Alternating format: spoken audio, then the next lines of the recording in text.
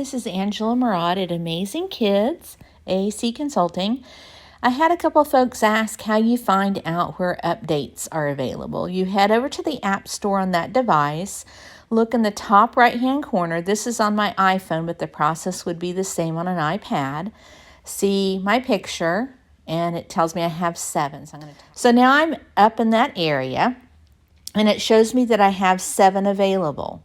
But watch what happens if I swipe down. There might actually be more. So now you can see that it increased that number to 9.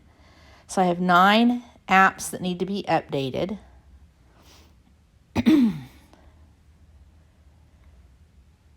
And I personally do not like to have automatic updates turned on because I want to see what each of them is to make sure I'm not losing access to something. Usually it's just stuff like this. It's just minor bug fixes, etc.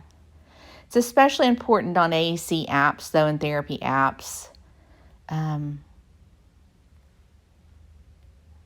Let's see. See, they're just mainly bug fixes.